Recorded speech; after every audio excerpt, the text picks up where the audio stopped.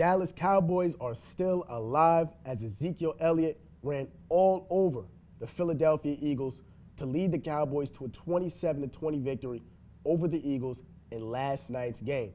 The Browns' #1 overall draft pick on a quarterback in Baker Mayfield may finally be paying off as the Browns played their most complete game of the season, defeating the Atlanta Falcons in a 28-16 win.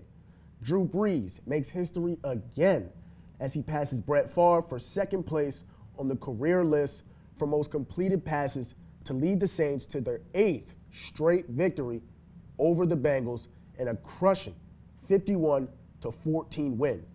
Welcome back, everybody, to another take of the Sports Reporters. I'm Josh Lynch, and we are live in action again with Connor Keating and Allie DiNatale as we are set to give you guys some good stuff for the day. But before we start, we got a special guest joining us today on the show. This is our first guest ever on the show. Let's give a round of applause for the freshman, Laik Green. Laik, what up, man? Happy to be here. All right, man. Now, Laik, man, not sure if you know, like I said, you're our first guest ever on this show. This is only our 4th segment. How do you feel? I feel awesome. Really grateful to be on the show. It's good to hear, man. Now, Laik, we talked before the show started. You told me a little bit about yourself. You're a New York resident. You like the New York Yankees, New York Mets. You like the New York Rangers. But can you tell the people how you became a Miami Dolphins fan? Oh, man, I was really young. I only knew about 2 teams, and the one was the Giants, and one was the Dolphins. And I didn't want to be a Giants fan, so now I'm a Dolphins fan. I feel you. All right, man. Good to know. Nevertheless, it's now time to get this show rocking and rolling, guys. You ready? All right. Ezekiel Elliott and Dak Prescott left the defending Super Bowl champion Philadelphia Eagles in confusion as the Eagles are now wondering how their season went left. The Eagles are now 4-5 as they have lost 3 straight games at home and are now in 3rd place in the NFC East standings. Guys, what did Ezekiel Elliott and Dak Prescott do to throw the Eagles off their game and stop them from any momentum from the Eagles reaching these playoffs? What did they do so well, fellas? Well, Ezekiel Elliott had a 1-yard touchdown and 151 yards, and then ran all over the Eagles. Yeah, Prescott I think was 270 yards and 1 touchdown, ran for a score. So combined, that was just unstoppable. It's unbelievable. Yeah, to piggyback off of what you just said, Ezekiel Elliott, he carried the ball 19 times. They fed the guy, rushed for 151 rushing yards, like you said. He had 1 touchdown. But what was even more impressive, guys, was the fact that he was averaging 7.9 yards per carry, which is crazy. He also caught 6 passes for 36 yards and another score, which was his 9th multi-touchdown of his career. Connor, I know you took note of Ezekiel Elliott, ran all over the Eagles defense. As an Eagles fan, made me highly upset, but man, you got to give credit to where it's due, man. What do you think? It was nuts. I mean, he literally ran all over the Eagles defense. Crazy. It was just, he even hurdled one of the defenders, which was dirty. Goodness. I saw that live. I'm like, oh my goodness. It was funny, how you said he ate. They let him eat last night. They let him eat. They let him eat. Laik, man, we watched that game together last night, man. That was crazy. I was screaming and hollering. Ezekiel Elliott, man, running up the field. It's like we just couldn't stop the guy, man. I think it goes back to what you said. The Eagles did not play fundamental defense. They made many blunders. But one of the people that stood out to me was Amari Cooper. Yeah.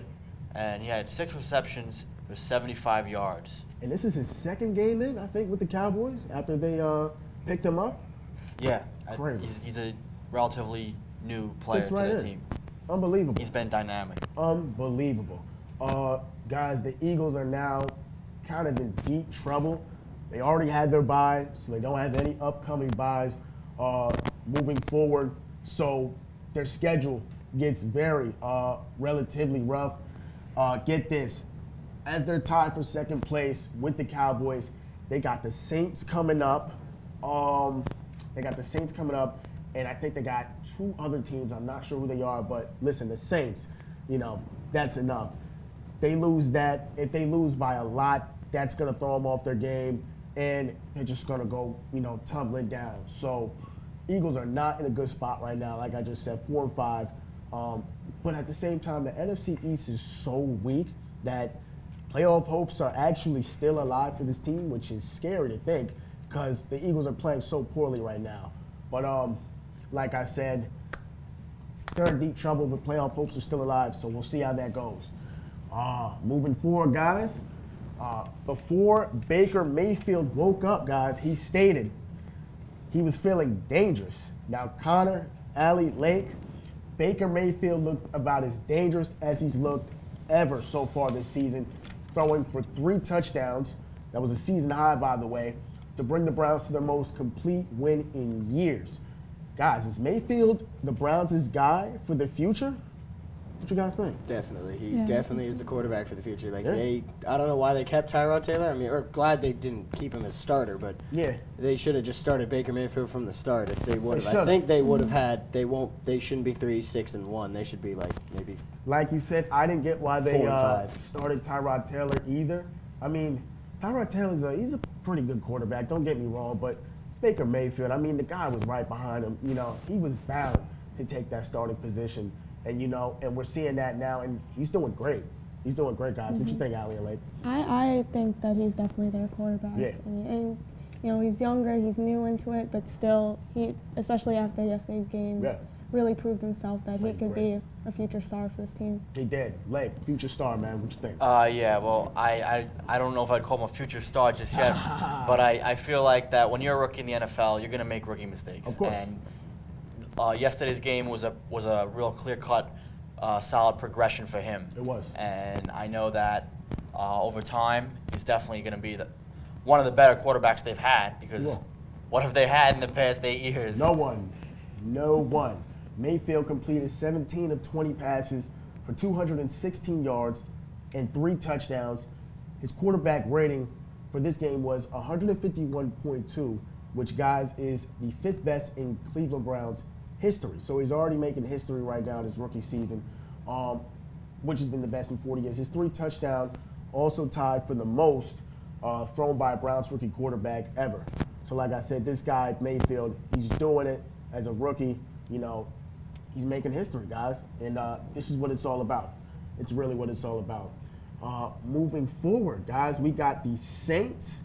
Drew Brees went bonkers against the Cincinnati Bengals, looked nearly unstoppable. He led the Saints to touchdowns in 5 of their first half possessions with only 2 incompletions throughout the whole game. Connor, Allie, Laik, if Drew Brees keeps playing like this, are these Saints clear-cut NFC top Super Bowl threats? Without a doubt. Yeah, definitely. Drew Brees, he's my lock for MVP this year. Yeah. He's definitely beating out Patrick Mahomes, who had his shine in did. the first 4 or 5 weeks. But I think Drew Brees is definitely putting up big numbers, 3 touchdowns. I feel like, I don't know if I'm right, but I feel like the past few games he's had 3+ touchdowns and passing touchdowns each game. Yeah. So every single possession that they've had yesterday, Brees has completed a touchdown on all of those, which is nearly insane. He had a 17-yard touchdown pass to Michael Thomas with 2 seconds left, and that gave him a career-high 509 touchdown passes. He's 1 chain up from Brett Favre. Guys, Drew Brees playing at a high level like this, like I said, he can take these Saints to wherever they need to go. Allie, Laik, these Saints look crazy. What you guys think? I definitely think, like Connor said, he should be MVP. He should. Deserves it, especially after the 509 career touchdown passes. Like, that's just making history. It's awesome. What else can he do? It really is awesome. Brees, like I said, he was nearly unstoppable. 22 of 25, 364 yards, 264 yards, I think. Guys, he just looks crazy. But every year he never wins MVP, but nevertheless, this year I think he could get MVP. Like, what you think, huh? I think absolutely if the season ends today, absolutely he deserves MVP. He does. Remember, he's been in the running for MVP every single year. It's just that just hasn't been thought of. And I definitely think the Saints are NFC contenders. They are. They're 8-1, And I believe that really? That I believe that if he keeps playing the way he's playing, the amount of weapons they have, as long as they take care of business in the playoffs, there's no doubt that they're going to go to the Super Bowl. No doubt. I think a bunch of people have them going to the Super Bowl easily. But there was some betting numbers involved in terms of like it dropping when Dez Bryant tore his patellar tendon. We're going to switch over to Dez Bryant. When he tore his patellar tendon, their Super Bowl hopes kind of dropped a little bit. Guys, Dez Bryant, unfortunate injury. He tore his patellar tendon 2 days after signing with the Saints. Highly unfortunate. I know, guys, we were all looking forward to seeing Dez in that Saints uniform, putting up numbers and helping them, go as far as they need to possibly reach the Super Bowl. Guys, how would you say this has impacted the Saints so far? Well, yeah, I think it impacted them, but then also they kind of just revived themselves from that because they signed Brandon Marshall today. So, did they really? So they kind of not moved on from Dez, but they better put themselves in a better position to succeed with signing Brandon Marshall. So you heard it here, guys, from Connor. Brandon Marshall just been signed to the Saints. That was today, correct? Mm-hmm. Just been signed to the Saints. Him and Dez are very similar. Not big wide receivers, but mid-sized, good-sized wide receivers. Both veterans, both vets. They've put up crazy numbers in their prime. I think he can definitely help out the Saints, without a doubt. That's another weapon they can use in addition to Michael Thomas, who you guys know is like phenomenal. He was underrated last season, but he's now being looked at heavily this season as Mike Thomas is putting up huge numbers. Speaking of Mike Thomas, he got fined for that touchdown celebration last Sunday. I don't know if you guys took notice of that. I think it was $13K, I think. Yeah. Numbers don't matter, but he got fined. We didn't think he was going to get fined. We just thought he was going to get reprimanded, He was, going to be ridiculed, but they fined him. Nevertheless, Thomas, addition of Brandon Marshall, Alvin Kamara, Mark Ingram, and a bunch of other guys, you throw them in that mix, Saints are clear-cut Super Bowl contenders without a doubt. Moving on. After a long public disagreement between a disgruntled Jimmy Butler and basically everyone else on the Minnesota Timberwolves roster, the Timberwolves have now finally agreed to trade the All-Star to the Philadelphia Sixers. Guys, aside from anything pertaining to the Timberwolves and how this trade affects them, is this a good pickup for the Sixers or what? What do you think, guys? You guys all in shock. I definitely, the Sixers, if you go for like winners and losers, the 76ers definitely won this trade because they got Jimmy Butler and they gave up They gave up Covington and Dario Saric. Now, those two guys, they're all right. But I actually learned they gave up a 2022 second-round pick and also Jared Bayless and Justin Patton. They actually gave them up, too. So bucket players. They gave all those people up for Jimmy Butler. So the 76ers definitely won. Oh, they definitely won. Losers, I guess you could say, is Minnesota and also the rest of the Eastern Conference because with Minnesota, it's like a win-loss. I mean, with Jimmy Butler now off that roster, it kind of takes like a load off their shoulder, as he was causing like a lot of tension in that locker room, to start the season. But like you said, Connor, this is a win for the Sixers. Clear cut, he's the third star on this roster. Ben Simmons, Joel Embiid, Jimmy Butler. I mean, sheesh, that's looking crazy right now. They have their own big three now. Yeah, what you guys think? Well, definitely like you said, whenever a team has some sort of locker room fanatics going on, it just destroys the entire chemistry. It can. And, then you have the media that come in, and then they try to blow the story up, and then you lose focus on what you're really trying to do here, and which is to win games. And which is why the Timberwolves had a rough start. The Timberwolves, they kind of gave up they kind of really didn't get much in return. They got a whole lot of bucket guys. Kind of like throw-ins and a second-round pick for next year. Which, if the Sixers do go on and place well, will be in the upper second round. Most likely. But the big win for them is now they get it all. They get this sideshow out of the locker room, and they can refocus and try to get back to winning. That's right. Winning. Now, reverse to what you say. The Sixers, going back to what Connor said, this is a win for them. I'm going to relay more on that. Jimmy Butler. He's a perimeter player. He plays great defense. He's a hard worker. This is what Philly needs. They've been looking for just a pure scorer. Ben Simmons can score. Joel Embiid can score. But they're not really go-to guys who can, create for themselves, Ben Simmons, he doesn't have that shot yet, you know what I'm saying? So with Jimmy Butler on this roster, this takes a load off Ben Simmons' shoulders and Joel Embiid's shoulder. This is great. There's no other way I can put it. It's awesome. Allie, you said big three. Now Sixers got big three. Celtics, they got the big This is awesome. With LeBron out, playoff hopes are alive for several teams in the East now. Celtics, Bucks, Sixers, list can go on. So this is great for the NBA. I'm loving it. This is what the NBA is all about, fellas. All right, guys, that's a wrap for the topics. Now we got the buzzer beater. All right, fellas, it is buzzer beater time. Laik, as our first guest on the show, not sure if you know how to play this, but game is fairly simple. We each give 2 storylines apiece, intriguing, interesting storylines. You tell them to us. Once you tell that to each of us, we write down 1 word to describe your storyline, and we got 10 seconds to explain as to why we wrote that 1 word down and explaining to whatever storyline you give us. So you ready, man? I'm ready. All right, here we go. So I'm gonna start off, and we're just gonna go down the chain here, fellas. You ready? Perfect. All right, so my first one, Carmelo Anthony, who signed to the Rockets earlier this season, is expected to be released by the Rockets, but the Rockets have denied they are getting rid of Carmelo Anthony, but 2 sources, close sources, have said Anthony has been informed that his time with the team will be ending soon. What you guys think? Remember, guys, Carmelo Anthony, all-star. He's made history. He's put up numbers.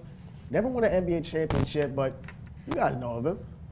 Allie, you wrote sad. I man. wrote sad because, I'm a Knicks fan, sadly, Yeah. and I really did. Sadly. I grew up watching him, so this happening, I really do feel for him. I want him to, have this, I don't know. Have a role with the Yeah, Rockets. have this, whatever way his career is going towards, whether it's ending soon or not, it should end on a good note. Right. And this happening is kind of just like, It's sad. it's bad. It is sad. Laik. I wrote confusing. Confusing. Because if people are reporting it's happening Yeah. and the team is saying it's not happening, that just goes to show you that either 2 guys are trying to stir the pot or the team is trying to cover something up. We don't know You're going to have what's to watch going to on. see what happens. That's right. We have no idea what's going on. Connor, your turn. I got blame. Laik. Blame because I don't know if you guys saw, but Carmelo Anthony kind of sent out a tweet saying like, if people don't defend you like Wade does, then why do you care? And I saw that. He was saying like, Wade, and then Wade like went on and said like, don't blame Carmelo for your struggles. Just focus on the main issue, which is the entire team, not just one person. Exactly. Yeah. I kind of Very agree true. with him on that statement. Melo, he is a little washed up, but the Rockets have been struggling themselves. So to put the blame on just Carmelo himself, I think it's just, it's a little crazy to me. Considering trying to the make a Rockets, scapegoat. Exactly. But come on, one player doesn't destroy a team. We all know that. It's a team sport. Rockets got to get it together. I don't know what's going on there. Alex, storyline. All right. So the LA Rams, their wide receiver Cooper Kupp was feared to have suffered a torn ACL. I think they actually confirmed it this morning that he's going to be out for the rest of the season. Oh, that's a big loss. Yeah. That's Cooper Kupp, you said, right? Yeah, he's supposed to have an MRI done today. And even the head coach said that he doesn't think it's looking good. But I'm pretty sure this morning they confirmed that he's going to be out for the rest of the season. Wow. Let me write my word here. Man, that is their starting safety, right? Yes, I believe so. Huge loss. Let's see. Well, me, I wrote huge. It's huge. Like I said, that's their starting. What's quarterback, right? Starting quarterback. Wow. You said he left the game in the 4th quarter? I believe it happened during the game. Oh, don't start the timer. Don't start the timer. Go ahead. Oh, God. It happened, during the game. And he was actually on pace for an 1,000-yard season, I read. So, it's really not good. Oh, so he was a wide receiver. Yeah, okay. wide receiver. Yeah, I'm not too knowledgeable on Cooper Kupp, but that's clearly, I wrote huge, by the way, fellas. It's a huge loss. Anytime you lose one of your starting wide receivers, it's a man down on offense. Now they got to use a second-string guy who probably is pretty inexperienced, considering the Rams They have a lot of inexperienced receivers on that roster, so that's a huge loss for them. Laik. The word I chose was crucial because, once again, they're lacking experience in the wide receiver field. He was a huge part of their receiving core, and it just puts a lot of pressure on other guys to step up. Now, do I believe that it's going to be a death blow? No, because you have a running back that like Todd Gurley. And I feel like if Todd Gurley could step his game up and they could kind of maybe put a little more weight on him, for that. then maybe they can even things out. Maybe a free agent signing. Never know. Connor. I got blow. It's a huge blow. And I put blow because kind of like what Laik said, it's not like a big blow to the team, but it's like a big enough blow where you have to figure out what you want to do. Like, you could start a second string, but like, as you guys said, inexperienced. But I mean, I think they're the Rams. They're 9-1. They'll be able to figure it out. They are the Rams. So. They'll figure it out. Rams. Their only loss was to the Saints in a 45-35 loss. Nevertheless, we all know Rams are going to bounce right back. You know, what's their record again, Connor? 9-1? 9-1. Yeah, come on. I mean, they're ahead of the game. I got them going as far as to the NFC East Championship game, maybe the Super Bowl, who knows. But they'll get it together. It's a huge loss, but to piggyback off of what Laik said, Todd Gurley, you know, he churns out, you know, yards. He plays his game. He can compensate for that loss. Rams will be fine. All right, so moving down the chain here, Laik, your storyline, man. The first one I wanted to start off with was the fact that last week, Joel Quenneville, the coach of the Blackhawks for a long time, was actually just fired. And they were a really successful team for the better half of the decade. Wow. Well, I said it. Now I'm writing it. Wow. Joel, how do you pronounce his last name again? I'm not going to butcher his name. Quenneville. He had a remarkable run with the team. He had 3 Stanley Cup championships. But I guess things just weren't going well. Late, were they losing? Like, what was up with them? Last year in the playoffs, they really did not, for the first time, compete. They didn't make it past the first round. They really did not show up, and that was a warning sign. But they didn't pull the trigger, and they came back this year, and they started off same old, about average. So they fired him, and in hopes to spark the team up. And even after they fired him, it really hasn't been much of a change. So I really believe it was a mistake. When you have a caliber coach like that who's brought you 2 cups, you know, winning the Stanley Cup is extremely hard in the NHL, and you know, it was just a huge mistake in my opinion. And what you just said, what's even crazy is that he was the second winningest coach in the histories of the Hawks and the NHL. So, legendary coach. Legendary, definitely legendary. Connor, Allie? I said crazy because I mean they've had so much success in like recent years, and now I mean I know they're not doing as great, but when you have a coach like that with the amount of wins he has and just 452 wins I'm looking at right here. It's just I don't know. And they're not really doing well now either after the firing. So like, it's like where do you go from here now? Unbelievable. Connor. Surprising. And it's surprising because, as you guys said, he has 3 Stanley Cups. Like, how do you fire a coach that brought your franchise 3 Stanley Cups in like the span of, what was it, like? I feel like it was like 5-6 years. I mean, there was unbelievable. They definitely had 2 in the past 5. Yeah, I know they won, I think, 2013, because I remember the Bruins made it, and they lost to the Blackhawks in the finals. So I don't know why you would want to fire a coach with that many wins in your franchise. 452, by the way, just to remind Ryder. 452 and 249. Like, why fire someone with over 450 wins? Like, crazy. Legend. I don't get it. Dairy. Nevertheless, the Hawks, like you said, Laik, they did fail to make the playoffs last season for the first time during the coach's tenure. They are 6-6-3 this season, but have lost 5 straight after a winless 3-game trip to Western Canada. So I guess I kind of see why. I guess he was falling off the edge and they had to fire him. But Connor, you know, and what you just said, I don't know why they fired him. He's a legendary coach. I mean, I'd have kept him. What you guys think? Yeah, it's sad. I mean, maybe a little bit more this season, maybe till the end of the season. Exactly. See how things went. Yeah, midway. But, yeah. Unbelievable. But that's how professional sports work. Coaches do bad. Got to get them out of here. Guys, nonetheless, that's all we have for today. I'm Josh, Allie, Laik, Connor. We will catch you guys next week. See you guys.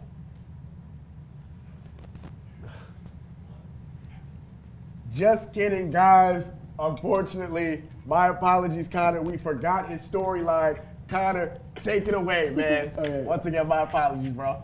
My storyline is Jimmer Fredette, a former BYU basketball player. He's now playing in the China Basketball Association. He dropped 75 points last night in his game. 40 of them came in the fourth quarter. 75, you said? Yes. They actually, unfortunately, they lost 137 to 136. Hell, man. Of course. But, I mean, he's been putting up huge numbers out in China. I don't know if you guys have been following him, but I got spectacular. Jimmer Fredette, he's like an icon in China now. Stephon Marbury, he was like an icon in China when he left the NBA. Look, my markers rolled off. But Jimmer Fredette, he's made a name for himself. Like a year ago, he dropped 100 points. I'm like, oh my goodness. So spectacular. It's awesome. 75 points. He did lose, but the guy dropped 75 points. That's awesome. Guys, what you think? I said great. I remember him actually. I think he was on the Knicks for like a pretty short time. I remember watching him on the Knicks, and I mean, still pretty average player. But now, I mean, in China, that's amazing. It is. Laik, what you think? The word I chose was advantage, and I think it just shows that when you go overseas, if you have experience in the NBA, you can't parallel to any other league in the world. So the guy's got ahead above everybody else. Definitely. Just shows what you can do when you play in the NBA, then you go to overseas, It's like it almost pays off when you play in the NBA. He's scoring 75, 100. I mean, sheesh. Oh, my goodness. Connor. I don't know why he doesn't have a job in the NBA anymore. I mean, he can shoot 75 in a China game. You could probably turn that into 50 in the NBA. I mean, I know guys that I personally think shouldn't be in the NBA, and he should be in the NBA, like you just said. But he's doing his thing in China. I'm happy for him. 75 points, can't go wrong with that. All right, guys. That's it for today. I'm Josh, Allie, Laik, Connor. We will see you next week, guys. Have a good day.